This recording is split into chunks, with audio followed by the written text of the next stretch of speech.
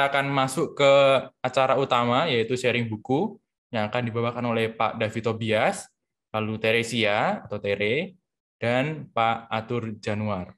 Ya, Pak David Tobias akan memulai dengan men-sharingkan buku dengan judul Kala Memutih Rambutku, Anugerah Allah di Usia Emas, karya Robert Solomon. Disusul oleh Teresia dengan buku berjudul Radical, Mengikut Kristus Tak Peduli Berapapun Harganya, karya David Platt, dan Crazy Busy, Super Sibuk. Pak Atur Januar akan men-sharingkan buku ini, sebuah buku pendek yang untungnya tentang sebuah masalah yang sangat besar. Nah, ini karya Kevin Tiong.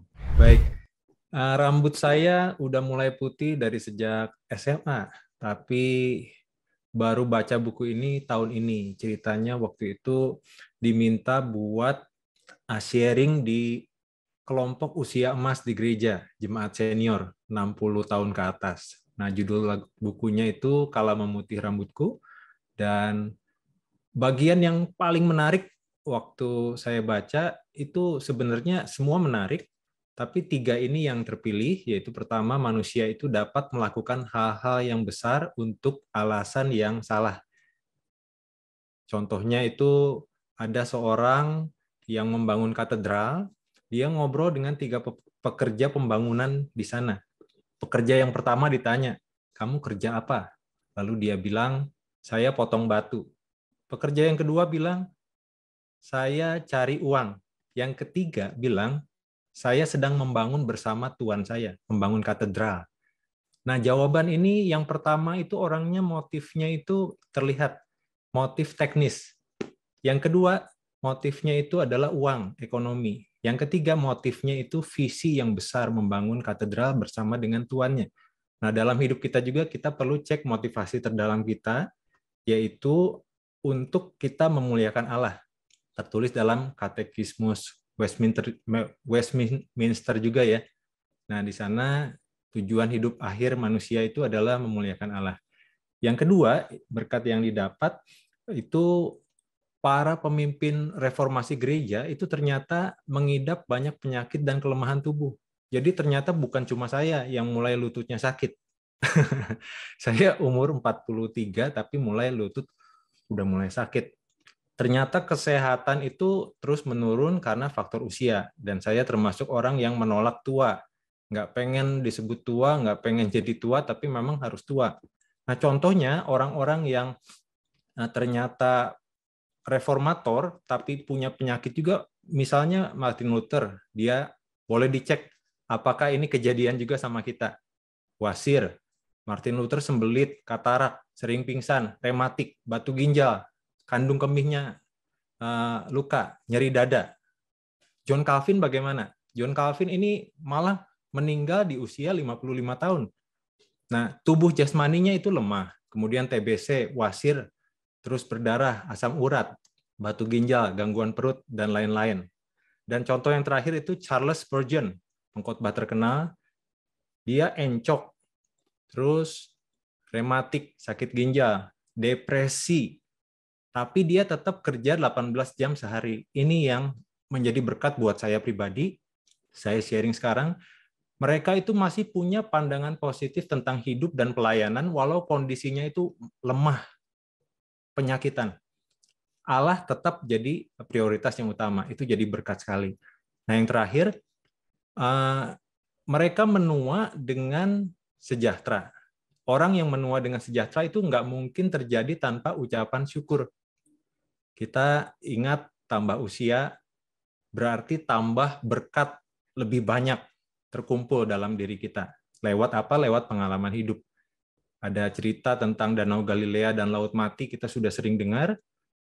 Intinya apa? Kita perlu praktisnya bikin daftar orang-orang yang perlu kita berkati.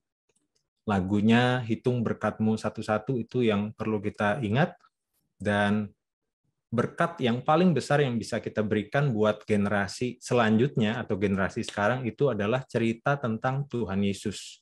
Dan itu mendatangkan sukacita baik di bumi maupun di surga.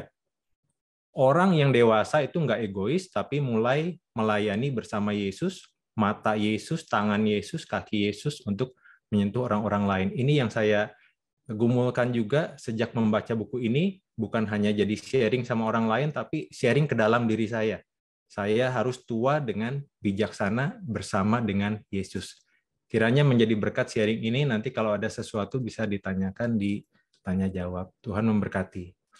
Ya, kita kasih aplaus lebih dahulu untuk Pak David. Thank you so much, Pak David. Sama-sama, Bu. Ya, saya yakin teman-teman juga mendapatkan berkat, tapi jangan puas hanya sampai 3 poin ini saja.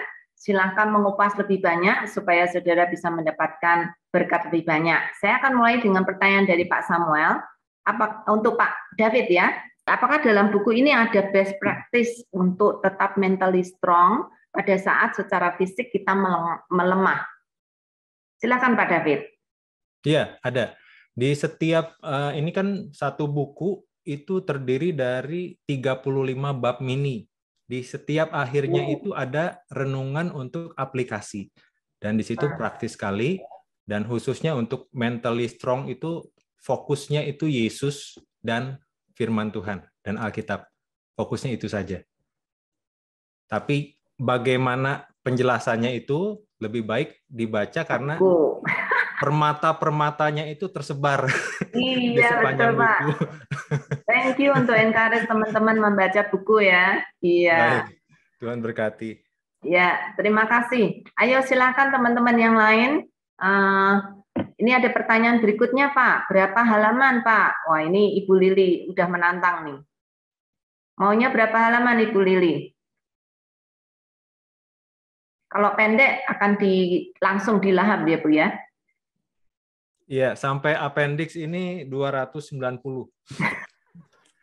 300 halaman. Tapi tulisannya besar, don't worry. Tulisannya besar, spasinya besar juga. Enak banget dibaca. Betul. Nggak ada gambar-gambarnya ya, Pak ya? Gambar-gambar nggak ada. Biasanya cari tulisannya gede, gambarnya banyak. Iya. Oke, apa yang melatar belakangi semangat para pemimpin reform sehingga pemimpin reformasi sehingga tetap bersemangat di tengah penderitaannya? Ya. Seperti yang bagus, Pak Samuel. Ya, seperti yang di Katekismus Westminster. Tujuan hidupnya itu jelas untuk memuliakan Allah. Ya, pertanyaan nomor 1. Ya, dan dia tahu tujuannya kemana, pergi ke surga.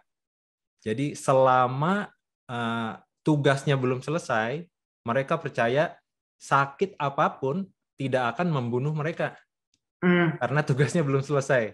Jadi mereka tetap aja fokus untuk Yesus dan melayani orang-orang yang membutuhkan Yesus. Soal penyakit mereka kesampingkan. Walaupun tetap di bukunya ditekankan pentingnya kesehatan untuk melayani. Ya, itu tipikal orang reform, Pak. Ya, oke. Old People Book, huruf gede, spasi besar, ya betul Pak Sis. Ya itu yang sering menghibur ya untuk bisa membaca buku. Wah tebal bukunya ternyata spasinya gede-gede. Cepat bacanya kok itu. Oh gitu ya. Oh ya. Oke, silakan teman-teman. Masih ada waktu untuk bertanya.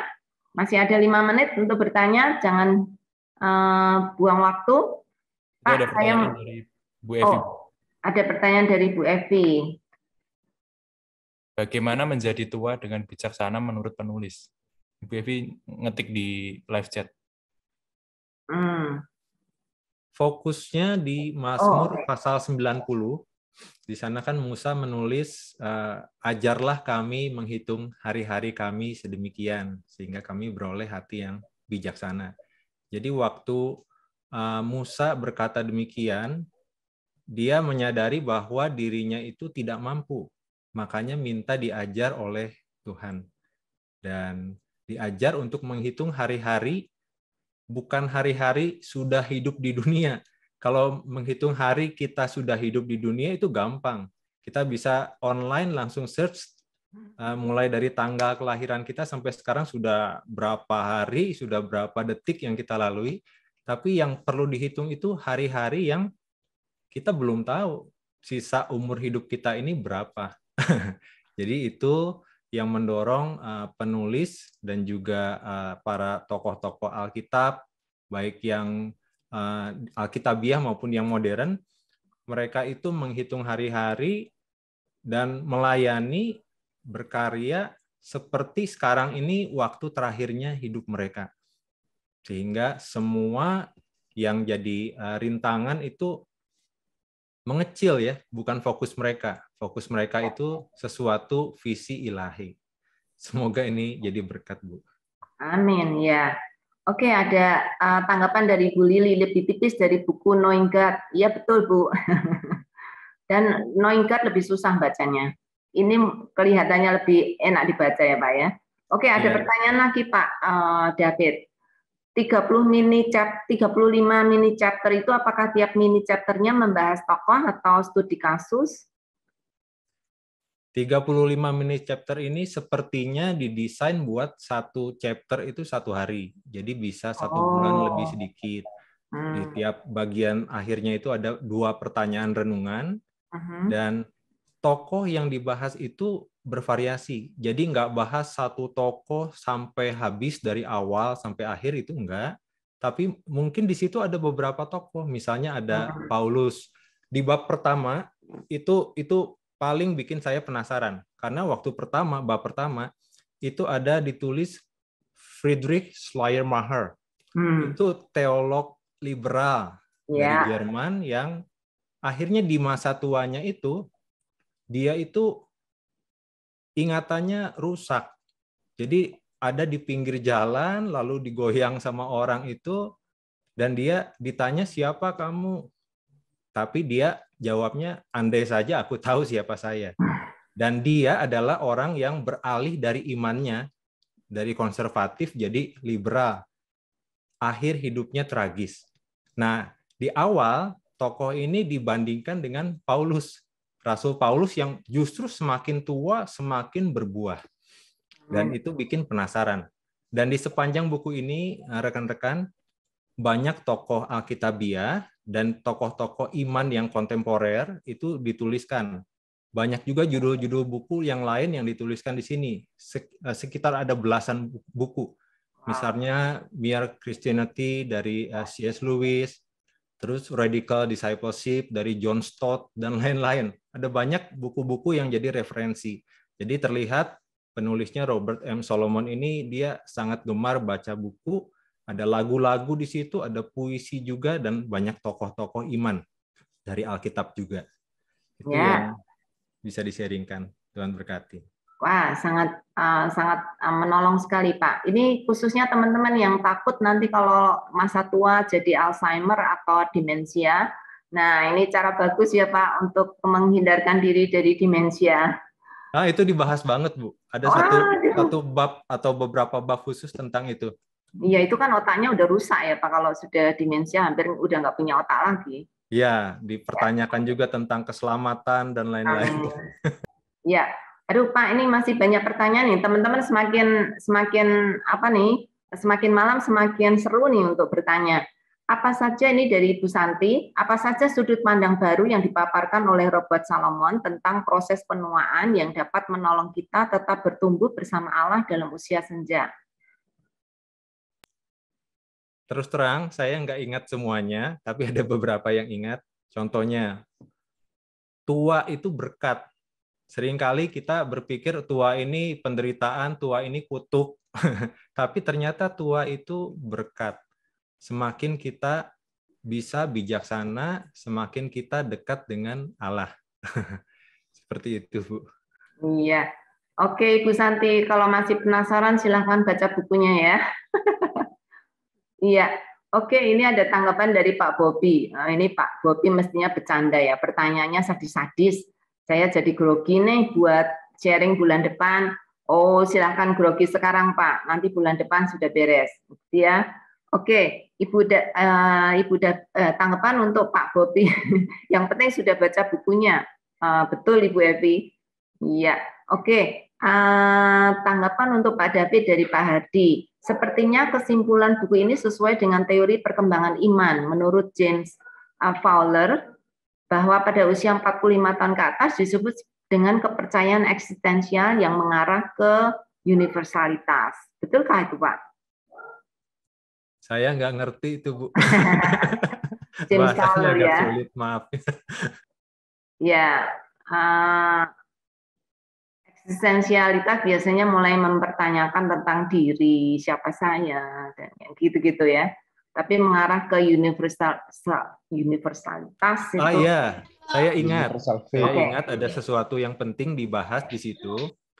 Yang paling penting itu bukan apa yang kita sudah lakukan atau karya kita atau siapa kita di dunia ini, tapi ada dua hal. Ini juga ada kutipan dari buku yang lain, saya nggak ingat bukunya apa. Tapi pertanyaan yang penting itu adalah milik siapa kita. Amin. Dan bersama siapa kita menjalani hidup ini. Ya, itu. Ya. Tuhan Wah, berkati. Bagus banget. Wah, saya jadi ikut terpincut untuk baca bukunya, Pak. Karena saya sudah masuk usia senja. Oke, tanggapan untuk Pak Bobi dari Pak Samuel ini bukan pendadaran Pak Bobi, sekedar cari tahu. Cari tahu. Pak Bobi malah bikin ngeri untuk orang lain nih. Oke, tanggapan Pak Bobi ya. Saya di secara ujian tesis kah mue apa maksudnya nih? Kalau ada yang tahu nih apa maksud Pak Bobi? Pak Bobi skip. Oh, Nggak usah dibaca semua Bu Yulia. Skip aja. Gitu ya. Oke, ini semua nanggepin Pak Bobi nih, gara-gara Pak Bobi tadi ngomong sadis-sadis. Bener kan, kita sharing buku, bukan ujian buku. Tuh Pak, dengerin ya Pak ya.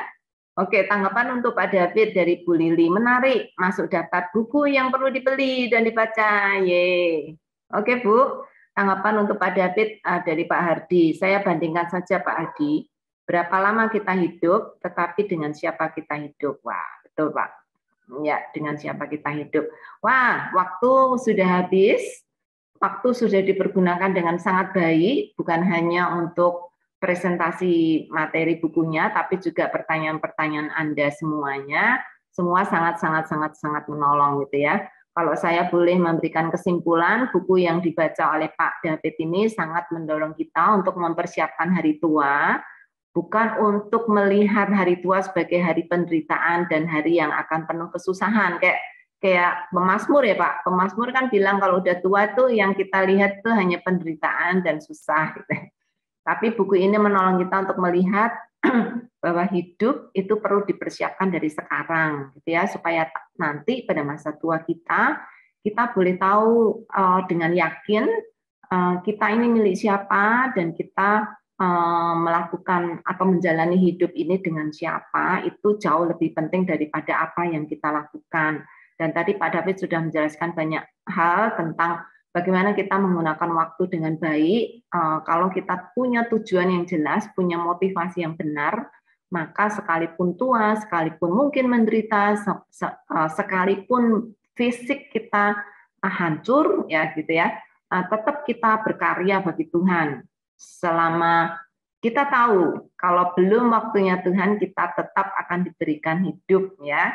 Nah, ini pandangan sangat reform sekali, Pak. Kalau Tuhan belum akan panggil, belum waktunya, mau kita muntah darah sambil nulis, tetap aja bukunya nanti akan jadi ya, Pak ya. Amin. Terima kasih Bu Yulia dan teman-teman. Tuhan berkati. Amin. Thank you banyak. Oke, giliran berikutnya. So, dari Tere.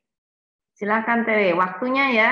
Tolong dilihat presentasi kalau bisa antara 3 sampai 5, berikan inti-inti diamond atau inti intannya supaya teman-teman bisa menangkap, dan teman-teman jangan lupa untuk menuliskan pertanyaan dari ketika Tere menjelaskan. Oke, silakan Tere.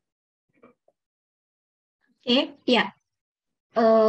Perkenalkan Bapak Ibu, nama saya Teresia, seperti yang tertera di layar. Ya, hari ini saya akan sharing buku selanjutnya yang berjudul Radikal, karya David Platt. Ya, alasan saya milih buku ini sebenarnya karena ini selama hampir 2 bulan ini gitu di tempat pelayanan atau ILSA itu PA-nya itu dari Kisah Para Rasul dan juga dilanjut ke Filipi gitu. Nah, ketika PA itu saya teringat dengan buku ini gitu. Jadi Bapak Ibu seperti yang di layar ini, buku Radikal ini menceritakan bagaimana kita mengikuti Yesus gitu, nggak peduli berapapun harganya, yaitu berbicara tentang penginjilan gitu. Nah, saya teringat buku ini gitu. Jadi buku ini kayak sebuah rangkuman dari yang saya PA-kan atau renungkan selama hampir lebih 2 bulan ini gitu. Nah, itulah yang menjadi alasan saya memilih buku ini. Selanjutnya, nah, buku ini ditulis sama David Platt, seperti yang sudah saya sebutkan tadi. Nah, jumlah halamannya itu ada 232, penerbitnya Literatur Perkantas, sama penerjemahnya. Ya, selanjutnya bisa Bapak Ibu baca. Dan selanjutnya itu, next. Daftar babnya itu ada 9 bab Bapak Ibu, dan ini ini hanya masih babnya aja gitu, masih ada poin-poin yang dibagi-bagi dari setiap babnya gitu.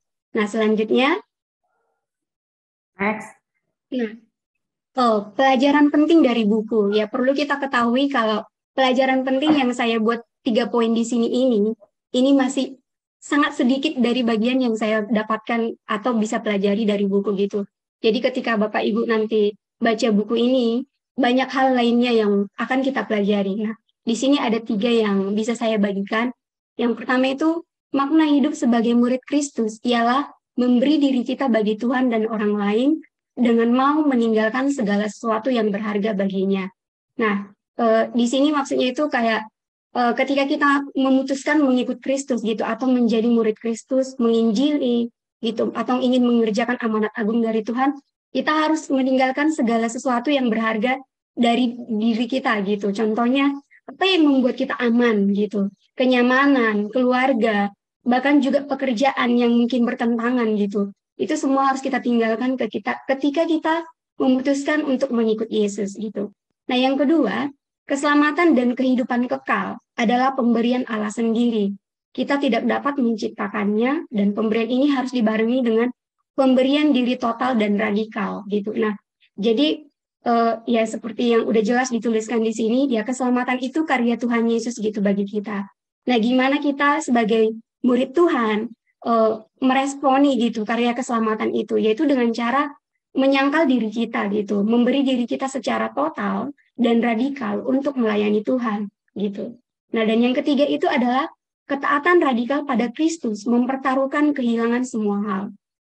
Tapi pada akhirnya risiko ini mendapat upahnya di dalam Kristus, dan ia lebih dari sekedar cukup bagi kita. Gitu. Nah, ketika kita menjadi pengikut Kristus, yang saya pelajari dari sini, David Platt menceritakan bahwa banyak tantangan sebenarnya yang harus kita hadapi gitu. Tetapi ketika kita mengingat apa yang menjadi upah kita ketika melakukan itu semua, dan di sini dibilang upahnya di dalam Kristus gitu. Tuhan Yesus itu kan sumber kehidupan kita gitu. Kalau kita punya tujuan untuk menyenangkan Tuhan sebagai Tuhan dan Juru Selamat kita, maka kita akan bisa taat gitu secara radikal seperti yang disampaikan oleh David Platt ini gitu. Nah, sebenarnya nggak cuma itu gitu yang kayak yang tadi saya bilang, nggak cuma ini yang bisa kita pelajari dari buku ini, banyak hal yang bisa Bapak Ibu pelajari gitu. Nah, kalau di buku ini sebenarnya David Platt ini lebih banyak menceritakan ke pengalamannya gitu.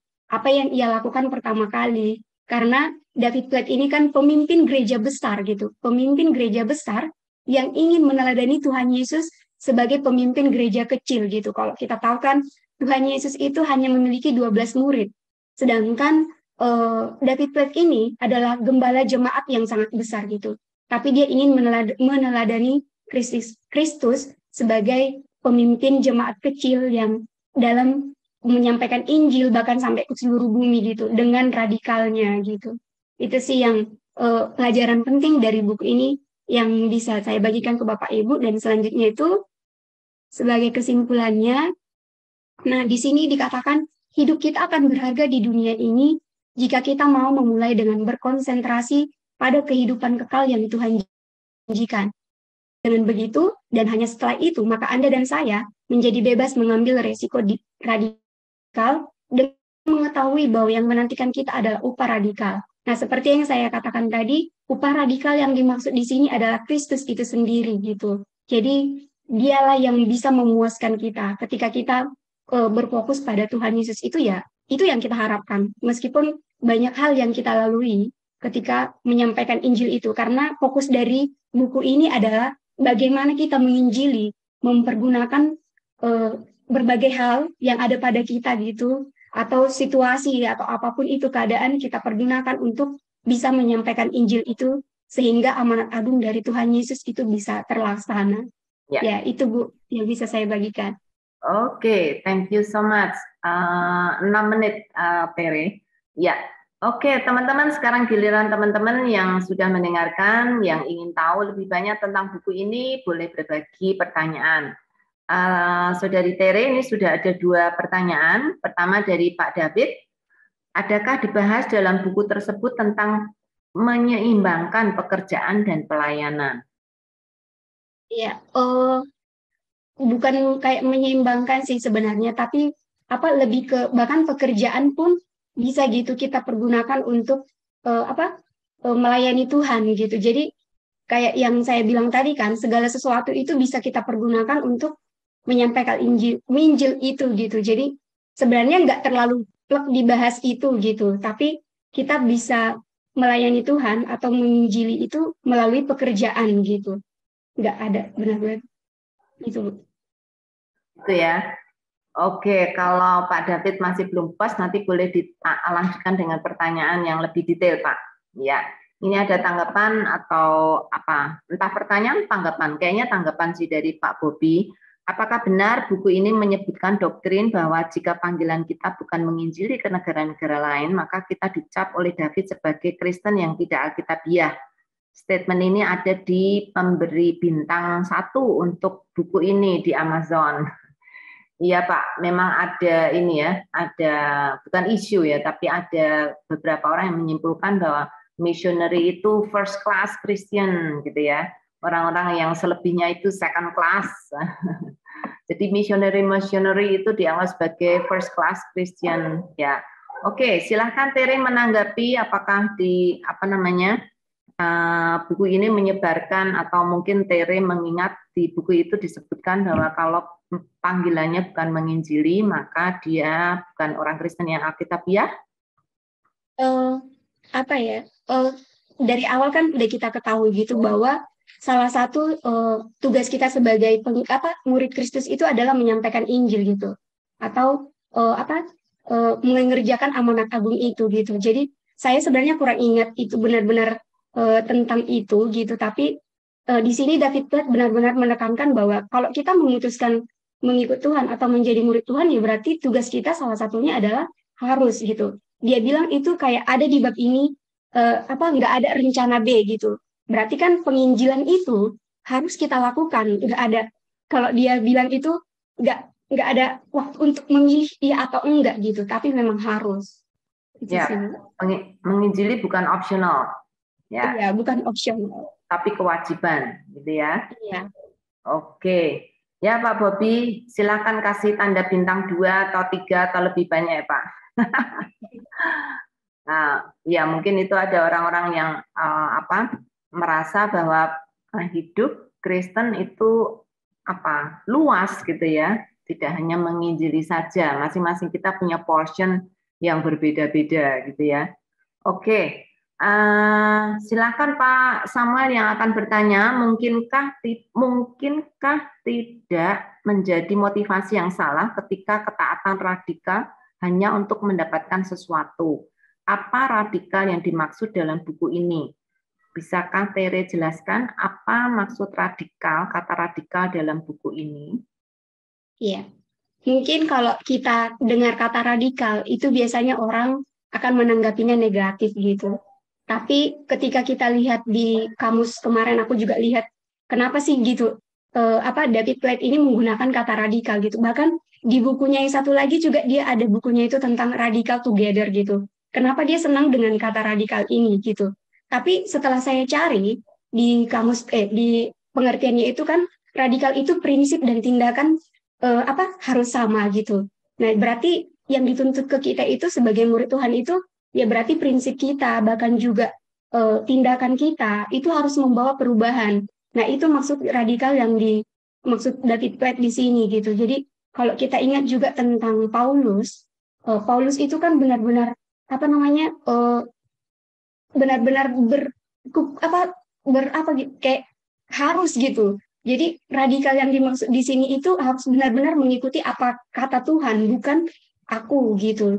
Jadi itu sih kayak harus segala sesuatunya itu sikap kita, bahkan juga apa yang kita lakukan, bahkan perubahan kita, keinginan kita untuk membuat perubahan itu harus ada gitu. Jadi harus benar-benar radikal gitu. Oke. Jadi pertanyaan Pak Samuel ini mungkinkah tidak menjadi motivasi yang salah? Mungkinkah akan menjadi motivasi yang salah ketika ketaatan radikal hanya untuk mendapatkan sesuatu? Mendapatkan sesuatu itu hadiah radikal juga. Kelihatannya tadi kalau saya nggak salah dengar, Tere juga berkata hadiahnya juga radikal. Iya. Betul? Iya. Iya, Bu. Oke. Ya, nanti Pak Samuel kalau mau bisa tanya lagi ya. Oke, ini dari Pak Samuel Dane. Saya melihat sepintas penulis babnya. Bisakah sedikit dipaparkan apa tujuan besar Allah menurut buku ini? Tujuan besar Allah. Tujuan besar Allah menurut buku ini. Dalam buku itu diceritakan nggak tentang tujuan besar Allah? Oh, apa seperti yang saya udah bukakan tadi, ini juga di dalam buku ini berdasarkan pengalamannya David Platt gitu. Jadi dia nggak benar-benar menceritakan tujuan Allah, tapi dari pengalamannya kita tahu bahwa Tuhan itu punya tujuan besar dalam hidup kita, yaitu menyampaikan Injil itu gitu, amanat agung itu, Bu. Ya mungkin ya itu sih. Oke.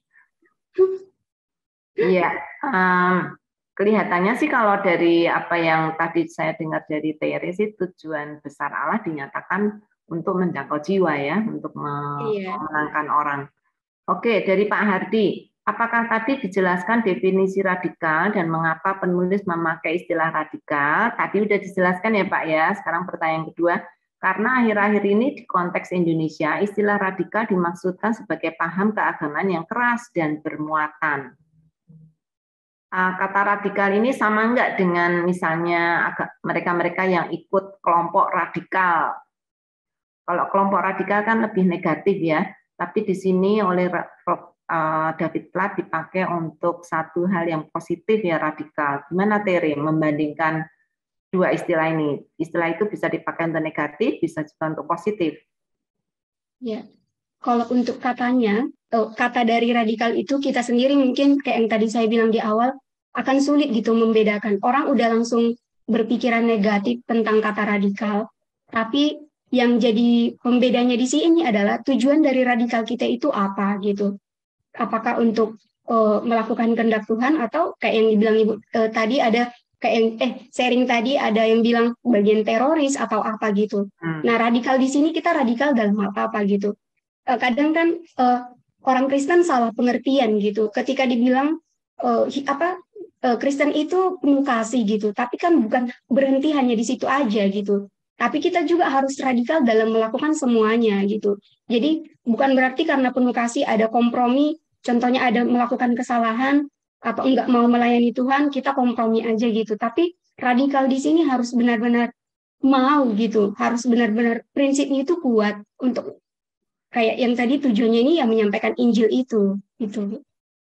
Ya, kalau radikal seringkali kata lainnya itu seperti ekstrim ya. Jadi berani mati gitu. Bondo nekat itu kalau orang Jawa bilang, atau kalau anak muda sekarang bucin. Kadang ada orang yang bucin, jadi sudah punya satu pandangan yang dia maui dan dia akan lakukan itu berani mati gitu ya. Oke, memang ada sedikit konsep yang tumpang tindih di situ ya. Oke, ini ada pertanyaan dari Pak David lagi. Contoh perubahan praktis apa yang bisa kita lakukan setelah membaca buku radikal? Atau paling tidak untuk Tere sendiri, setelah membaca buku ini, Tere, apakah Tere mengalami satu perubahan yang praktis bisa dijalankan dalam hidup? Oke. Di bab 9 ada praktek atau eksperimen yang diajak sama Platt untuk kita lakukan gitu. Dan aku sendiri ketika udah baca buku ini saya baca sebenarnya tahun 2019 gitu. Jadi ketika baca praktek-praktek yang atau eksperimen yang diarahkan sama David Platt itu, yang pertama itu adalah berdoa dengan berdoa dengan cara yang berbeda gitu. Jadi nggak berdoa untuk diri sendiri, tetapi untuk orang lain gitu. Jadi itu yang juga pertama kali saya coba gitu. Nah, yang kedua itu ada lagi selanjutnya itu yang di bab 9 itu adalah baca keseluruhan firman Tuhan gitu.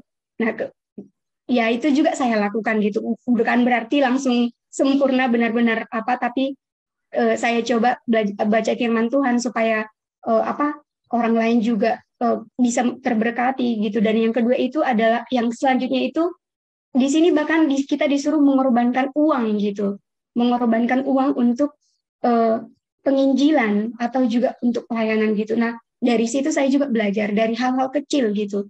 Jadi nggak langsung bisa semua benar-benar saya kerjakan ketika udah baca buku ini, tetapi saya coba dari hal-hal kecil yang bisa saya lakukan, dari berdoa, membaca firman Tuhan, dan juga berbagi meskipun itu sedikit gitu. Dan banyak lagi yang mungkin akan Bapak Ibu bisa kerjakan setelah membaca buku ini. Iya, thank you. Pak Bobi, saya jadi semakin semakin tahu kenapa orang memberi 1 bintang untuk buku ini. Ya, oke. Ini dari Pak Hardi, saya jadi penasaran dengan judul radikal, karena istilah itu sudah saya kenal, mungkin ya, kurang satu kata, dengan sudah saya kenal sejak tahun 80-an atau 90-an, gitu ya. Radikal mungkin sinonim dengan kembali ke akar atau dasar atau revolusioner. Iya, tapi agak kurang menolong juga ya. Radikal di sini biasanya kita itu orang yang nekat gitu ya. Radikal. Oke, ini dari tanggapan Pak Samuel untuk tadi yang saya katakan radikal itu arek iku bondo nekat, Bu. Iya. Itu kayak bucin itu ya. Udah buta cinta jadi apa saja nekat dilaksanakan. Kadang-kadang itu jadi radikal. Ya, tergantung bagaimana kita mengerti istilah itu ya. Mungkin perlu baca bukunya benar-benar supaya yang dimaksud David Platt dengan radikal ini harus ada di dalam konteks ya. Jangan lepas dari konteksnya. Ya, Tere, terima kasih banyak untuk sharingnya. Saya berharap teman-teman bisa mendapatkan berkat. Mari kita kasih aplaus untuk Saudari Tere. Iya, thank you. Ya, jadi kesimpulan yang boleh saya ambil dari pemaparan yang sudah diberikan oleh Tere adalah buku ini menolong kita untuk melihat bahwa panggilan setiap orang Kristen adalah menginjili, titik, gitu ya, nggak ada koma. Karena itu harus secara konsisten dan secara jelas dilaksanakan oleh setiap orang Kristen.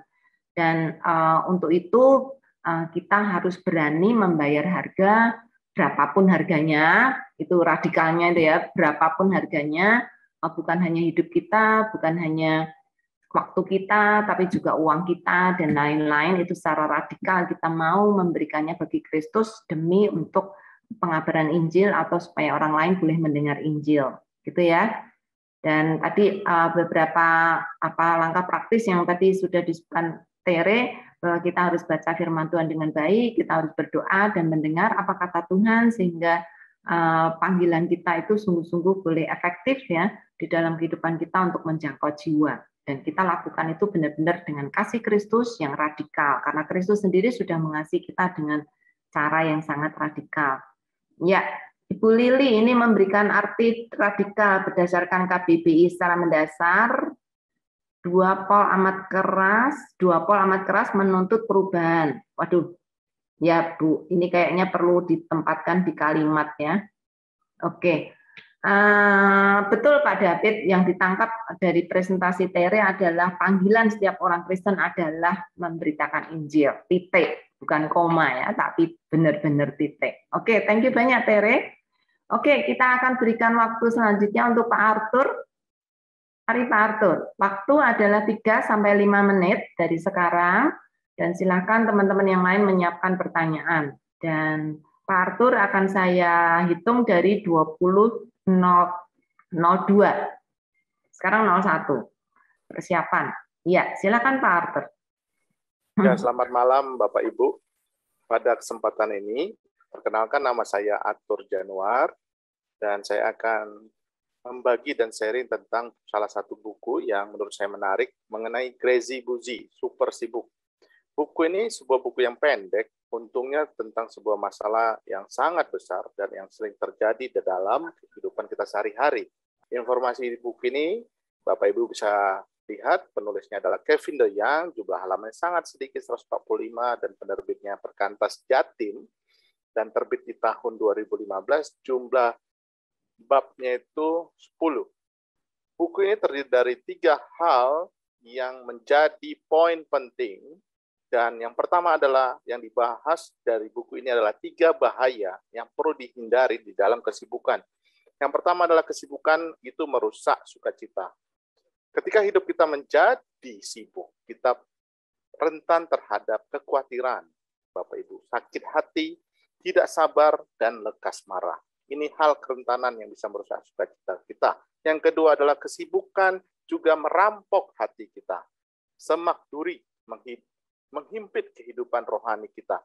Kekhawatiran dunia ini dan juga hasrat ingin lebih banyak dan ingin memiliki lebih dan lebih. Yang ketiga, kesibukan juga menyembunyikan kebusukan di dalam jiwa kita.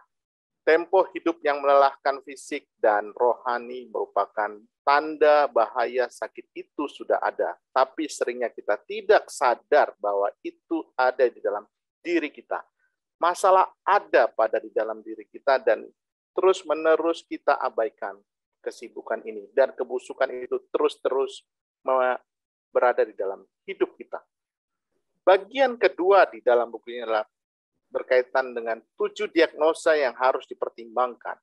Yang pertama adalah Anda terjangkit berbagai macam kesombongan. Kita tidak bisa mengasihi dan melayani orang lain tanpa memberi waktu. Pekerjaan itu bukan berfokus pada Anda. Layani orang lain bukan dengan kesombongan Anda. Yang kedua, diagnosis yang kedua, berusaha melakukan apa yang Allah tidak ingin Anda lakukan. Satu-satunya pekerjaan yang harus dilakukan dalam dunia adalah pekerjaan Kristus. Orang Kristen memang perlu diguncangkan dari kemalasan dan kesibukan. Dan Anda tidak bisa melayani orang lain tanpa menetapkan prioritas. Hidup itu harus ada prioritas, dan prioritas tidak diarahkan oleh orang lain, melainkan dari diri kita sendiri. Dan keempat, Anda berhenti bersikap panik terhadap anak-anak Anda. Anak-anak kita ingin kita tidak kelelahan. Mereka mengingat bahwa karakter orang tua adalah penting sebelum kita membuat aturan-aturan tegas. Yang kelima, Anda membiarkan layar mencekik jiwa Anda. Ancaman teknologi yang mengakibatkan kecanduan harus dapat kita kenali dengan baik. Yang keenam, Anda harus beristirahat sebelum Anda menghancurkan diri Anda. Selain kita berjuang keras untuk bekerja, kita juga perlu berjuang keras untuk istirahat kita, berusaha menebus waktu dan membayar waktu istirahat itu. Yang keenam. Ketujuh, Anda akan lebih menderita karena Anda sama sekali tidak berharap menderita. Jika kita mengasihi Allah dan melayani orang lain, kita pasti sibuk. Dan kita merasakan beban dan lelah. Tetapi kita dikuatkan oleh kasih karunia Allah cukup bagi kita. Dan yang poin terakhir adalah, satu hal yang harus kita pertimbangkan adalah, jangan bangga menjadi orang sibuk, karena Mazmur 127 ayat 2 berkata, orang yang dikasihi Tuhan diberkati ketika sedang tidur. Dan yang terakhir adalah prioritaskan hidup kita dengan mendedikasikan diri membaca firman Tuhan, berdoa, serta menerapkannya. Demikianlah sharing saya tentang buku Crazy Busy. Terima kasih. Iya, terima kasih Pak Arthur. Kita kasih aplaus untuk Pak Arthur yang sudah mempresentasikan buku yang pendek tapi dengan poin-poin yang sangat penting untuk kita semuanya. Kayaknya kita semuanya penderita penderita kesibukan. Jadi semoga semuanya tertohok nih. Ya, kalau nggak busy kita jadi guilty, itu ya. Ada satu pepatah meme juga yang mengatakan seperti itu. Ya, silakan kita akan mulai bertanya. Siap ya Pak Arthur ya dengan pertanyaan dari Pak Hardi. Apakah dibahas melayani Tuhan itu disebut kesibukan? Ya, kita diciptakan terlahir untuk bekerja dan untuk sibuk, ya Bapak Hardi. Dan yang pasti ketika kita melayani Tuhan dan memberi waktu untuk orang lain, kita pasti akan sibuk dan pasti akan lelah. Dan di dalam kelelahan kita, Tuhan memberi kekuatan. Di dalam kelemahan kita, Tuhan memberi kekuatan. Dan pastinya, kesibukan yang berfokus kepada Kristus, itulah yang Tuhan inginkan. Jadi sibuk boleh ya Pak ya? Ya, betul.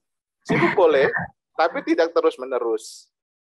Oh. Ya, dan fokusnya bukan pada diri sendiri. Tuh teman-teman, ya mulai, ayo digali lebih banyak lagi. Pak, ini Pak siapa namanya? Ada pertanyaan dari Pak, Pak Hardi, melanjutkan ya. Apakah Pak Samuel, apakah ada definisi dari kesibukan dalam konteks buku ini, Pak? Kesibukan? Ya, apa definisinya kesibukan? Buku ini tidak menggali definisi kesibukan, pastinya. Karena penulis itu menunjukkan bahwa dia adalah orang yang sibuk di dalam aktivitasnya bekerja sehari-hari. Dan yang pasti, sibuk itu lebih melihat kepada pekerjaan, apa yang kita lakukan sehari-hari. Artinya gini, aktivitas itu bisa membuat kita sibuk. Namun, apakah aktivitas yang kita lakukan itu dan kesibukan itu bermakna di dalam pekerjaan Tuhan? Ketika itu bermakna dalam pekerjaan Tuhan dan itu memuliakan apa yang Tuhan amanatkan, dan kesibukan itu akan memberi arti yang sangat dalam di dalam misi Tuhan. Gitu ya? Itu poinnya, Bu. Oke, ya. Jadi ini punya konteks ya dengan kesibukan ini. Jadi teman-teman perlu menempatkan kata kesibukan ini bukan ya. Anyway, nanti saya berharap teman-teman akan memberikan pertanyaan yang lebih tajam lagi untuk masalah kesibukan ini, Pak Hardi. Gimana kalau lebih baik sibuk daripada tidak ada kesibukan sama sekali? Gimana Pak ini ekstrimnya ini ya? Lebih baik tidak sibuk sama sekali atau sibuk sekali? Ini ini pertanyaan yang unik ya. Apakah lebih baik sibuk sekali dan daripada tidak sama sekali gitu ya? Nah, kegiatan itu tidak harus sibuk sangat sekali atau tidak sibuk sama sekali. Diatur sekian rupa supaya memiliki ritme. Kita hidup itu memiliki ritme yang selalu berulang-ulang. Dan pengulangan itu sangat disenangi oleh Tuhan. Bayangin, matahari terbit dari timur ke barat. Dan itu berulang setiap hari Tuhan lakukan.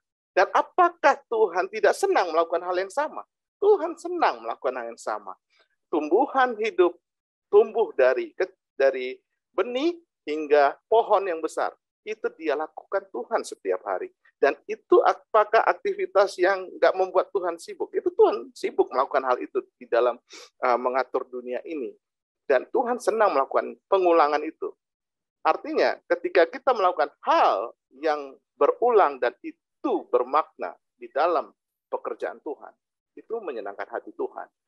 Dan kalaupun kegiatan itu jumlahnya sedikit dan itu juga menyenangkan hati Tuhan, itu hal yang baik di mata Tuhan. Jadi tidak harus menghabiskan waktu mengisi setiap jam dengan kesibukan. Ya, ini ditempatkan oleh Pak Samuel seperti ini, Pak. Jadi kesibukan dalam konteks buku ini adalah lebih ke arah lebih ke arah motivasi ya, tujuan atau perspektif. Kalau kesibukan itu ditempatkan dalam satu perspektif yang benar, itu oke ya, Pak ya? Ya, betul sekali. Kalau cara pandangnya kita benar melihat suatu tujuan itu, kesibukan itu, dan bagaimana kita mengisinya, itu akan menjadi lebih bermakna dalam kehidupan kita sehari-hari. Ya, memang ini tadi saya secara pribadi ketika mendengar ini terlintas juga sih, sibuk itu beda dengan efektif ya Pak. Ada orang yang sibuk banget gitu, tapi sebenarnya karena dia tuh nggak efektif gitu. Kalau dia efektif sebenarnya itu jauh lebih ringan untuk dia, tapi karena dia tidak efektif maka kelihatannya sibuk tapi hasilnya cuma sedikit gitu ya. Ya, kesibukan itu belum tentu membuat kita jadi berbuah, Bu. Amin. Ya. Ya, ya, oke. Ini Pak David Tobias tertarik sekali dengan kata-kata tadi, kesibukan layar tadi, Pak. Apakah Pak Arthur bisa bagi-bagi tips praktisnya itu gimana? Mengatasi kesibukan layar tadi, Pak. Kesibukan layar, oh iya. Ya. Bapak Ibu paham bahwa pada zaman digital sekarang, itu industri digital, kayak media sosial, mengharuskan kita sibuk di depan layar.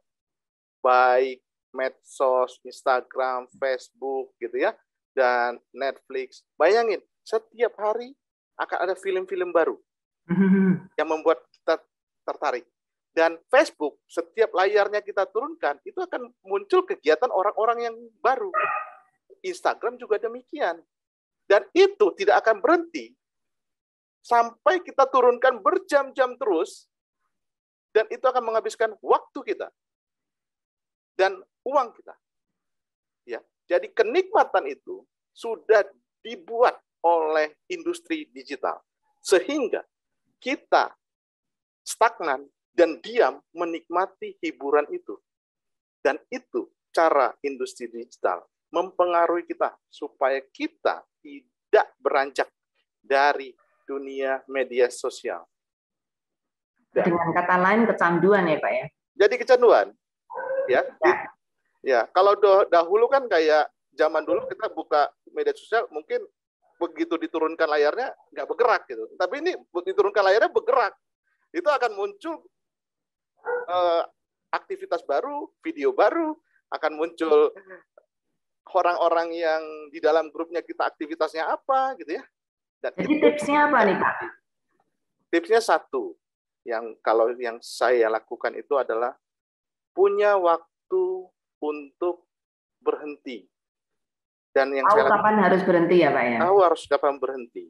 Artinya ketika kita ada di dalam rumah, ya, kita bayangin ya Bapak Ibu, setiap hari kita berjuang keras di luar bekerja. Masa kita nggak berjuang keras untuk beristirahat? Masa kita menghabiskan waktu istirahat kita di depan layar itu sampai jam 12 malam, kita merugikan waktu istirahat kita sampai jam 12 malam untuk di depan layar. Nah, itu tidak berharga. Ya. Oke, teman-teman mungkin mulai selektif ya dalam membuka layar. Ditambah satu lagi ya Bu ya. Ketika kita semakin membuka layar sampai jam 12 malam atau jam 1 pagi, kita bayar orang itu loh. Kita bayar dia. Kita bayar siapa yang kita buka gitu. YouTuber, kita bayar media sosial, kita bayar mereka. Mereka makin kaya, kita semakin miskin. Uang kita tersedot terus-terusan. Ya, kita masih belum nyadar tuh Pak, karena kita senang gitu ya, jadi nggak merasa kehilangan uang, apalagi kalau kita punya wifi sendiri yang nggak merasa kehilangan uang, tapi jelas kehilangan waktu, yang kedua kehilangan hidup kita. Betul, dan kehilangan duit yang ketiga.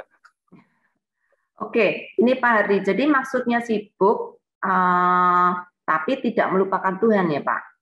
Apa itu betul Pak? Maksudnya kita boleh sibuk asal kita tidak melupakan Tuhan. Ya, tepat sekali. Kita kan terlahir. Tuhan itu adalah Allah yang bekerja. Artinya Tuhan juga menciptakan kita untuk mengatur dunia ini, gitu ya. Seperti amanat budaya, gitu ya. Artinya itu ada bagian perintah Tuhan di amanat budaya untuk kita bekerja. Artinya di dalam amanat budaya itu ada kesibukan di dalam aktivitas kita sehari-hari yang Tuhan sudah ciptakan. Dengan demikian artinya kita terlahir atas karena perintah Tuhan.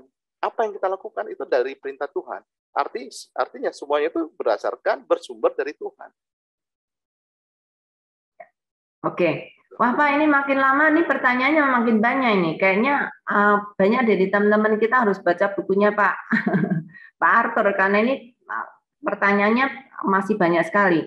Ini dari Ibu Santi, bagaimana mengatasi inti masalah dan mencabut akar masalah dari kesibukan yang menjadi tuan atas kita.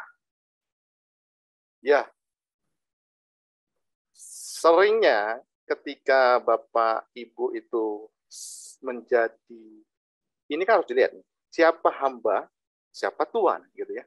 Kalau suatu pekerjaan itu sudah membuat Bapak Ibu menjadi hamba, berarti dia tuannya, gitu. Pekerjaan itu tuannya, Bapak Ibu menjadi hambanya. Nah, ketika pengorbanan yang Bapak Ibu lakukan itu sangat mahal dalam arti gini, mengorbankan waktu, keluarga, ya, dan mengorbankan kehidupan dan jiwa rohani. Ya, tanpa kita sadari, jiwa kita itu semakin hari kesedot dengan kesibukan-kesibukan itu. Karena di dalam kesibukan itu banyak masalah-masalah yang muncul, ya, Bapak Ibu. Masalah-masalah yang muncul itu, ya, dengan tidak akan dengan demikian menggerogoti kehidupan rohani kita.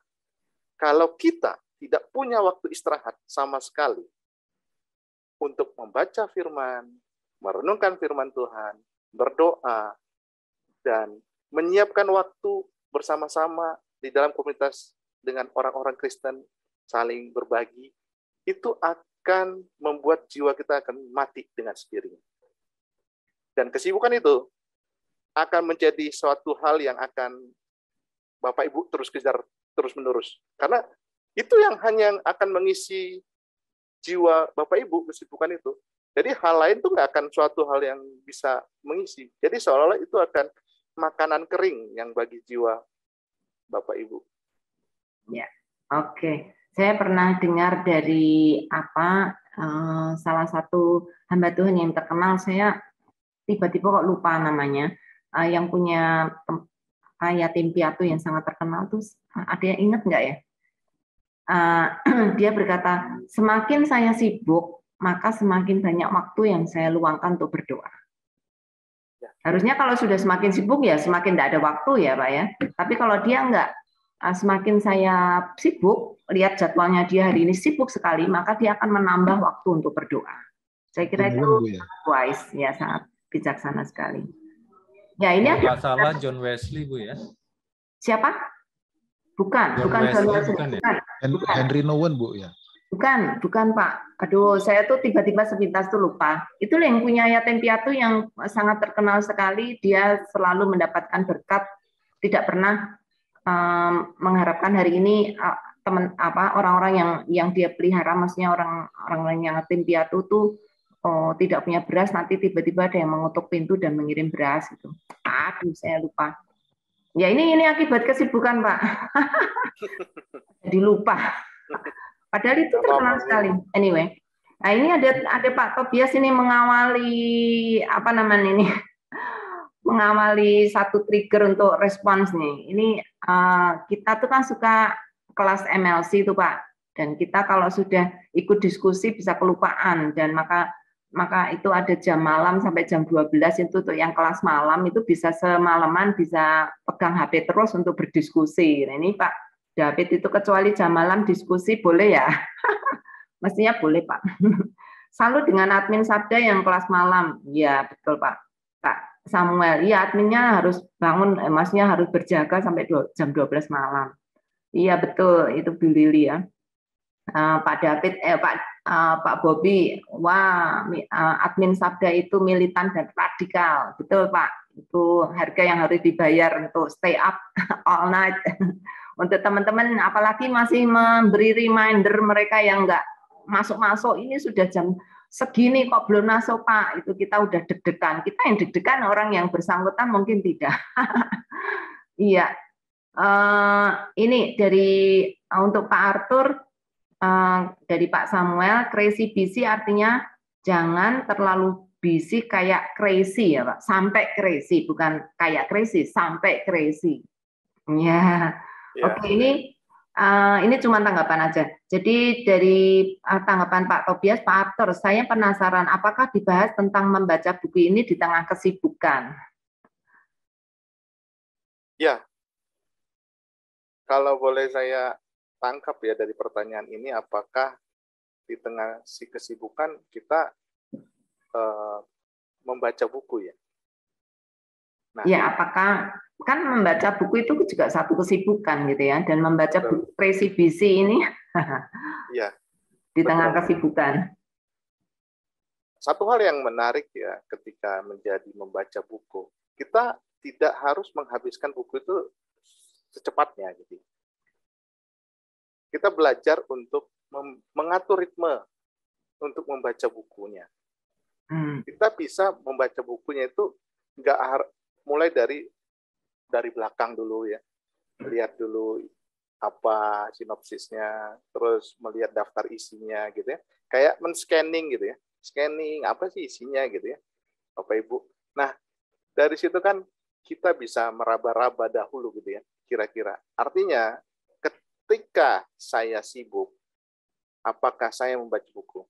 Setiap hari, ketika saya berangkat ke kantor, Bapak Ibu, di dalam perjalanan ke kantor, saya itu dijemput sama mobil kantor, dan di dalam perjalanan 1 jam itu saya saat teduh, habis saat teduh saya baca buku. Sebisanya waktu itu sampai di kantor. Jadi saya nggak menghabiskan buku itu secepatnya. Dan itu saya lakukan juga pada pulang kantor. Jadi paling tidak saya bawa 1 buku. Ya, mengantongi 1 buku setiap hari. Dan itu bukan buku yang sama. Itu yang menarik. Kadang kita memiliki kebosanan ya Bapak Ibu ya, di tengah kesibukan. Dan kita juga memiliki kebosanan membaca buku yang sama gitu ya. Jadi berusahalah untuk kreatif. Iya, oke. Wah Pak, ini waktu sudah sangat lewat, jadi saya kayaknya harus berhenti ini. Tapi paling tidak Pak, mungkin bisa kasih semacam apa ya, manfaat gitu ya, ketika dari membaca buku ini, apakah buku ini bisa berdampak bagi kita gitu terhadap kesibukan kita sendiri. Ini pertanyaan Bu Evi ya, bagaimana dampak buku ini terhadap kesibukan? Maksudnya apa nih ya? Silakan Pak, kalau ngerti apa maksudnya, bagaimana dampak buku ini terhadap kesibukan? Ya tambah sibuk menurut saya.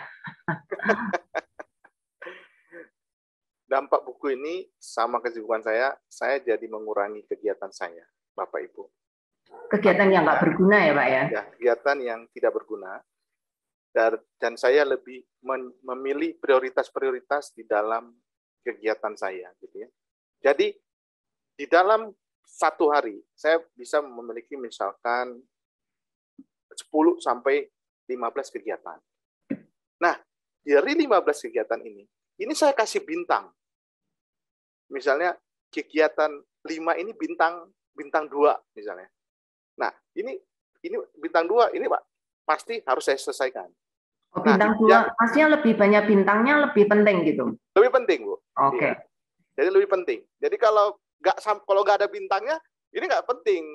Tapi kalau kebetulan saya bisa kerjakan, puji Tuhan gitu ya. Nah, tapi yang dikerjakan yang bintangnya 5 dulu ya Pak ya? Betul, bintang yang paling banyak dulu. Dan itu yang prioritas hari itu. Dan yang lain nggak menjadi prioritas. Nah ini yang apa namanya, filosofi mementingkan yang penting tapi tidak mementingkan yang genting. Seringkali karena genting Pak, karena mendesak, jadi walaupun nggak penting harus dikerjakan karena udah di depan mata atau ditunggu orang gitu ya. Ya, makanya nilai yang prioritas itu jangan banyak. Kalau semua menjadi prioritas, membuat kegiatan dan menjadi prioritas semua, jadi bingung mau yang mana duluanin gitu ya. Betul, iya. Oke, terima kasih banyak. Ini masih banyak pertanyaan nih Pak, tapi ya kita nggak bisa jawab semuanya, jadi maaf untuk teman-teman yang tadi terakhir mengajukan pertanyaan nggak bisa dijawab ya. Oh ya betul, Bu Santi, George Muller. Aduh, itu kok bisa hilang dari ingatan saya. Iya betul, itu tadi tokoh yang George Muller kata, semakin saya sibuk, semakin banyak waktu untuk berdoa. Iya, terima kasih banyak teman-teman. Jadi kalau saya boleh mengambil kesimpulan dari presentasi dari Pak Arthur, kesibukan itu bisa sangat merusak, ya. Kesibukan bisa sangat merusak. Tetapi kalau kita bisa menyeleksi kesibukan kita dengan baik, memberikan prioritas dan tujuan yang jelas, maka kesibukan bisa menjadi baik. Sehingga kita harus cukup selektif dalam memberikan kesibukan kita, dan kesibukan yang salah satu kesibukan yang sangat penting dan tidak boleh ditinggalkan adalah untuk dekat dengan Tuhan, berdoa, dan selalu punya waktu bersama dengan Tuhan sesibuk apapun gitu ya, supaya di tengah kesibukan kita itu kita bisa diberi hikmat oleh Tuhan untuk membedakan mana yang penting dan mana yang tidak penting, mana yang genting dan mana yang tidak genting. Ya, terima kasih banyak Pak. Ini banyak hikmat anugerah umum yang kita pelajari pada malam hari ini dari Pak Arthur. Sekali lagi terima kasih banyak Pak Arthur. Terima kasih Bu Julia.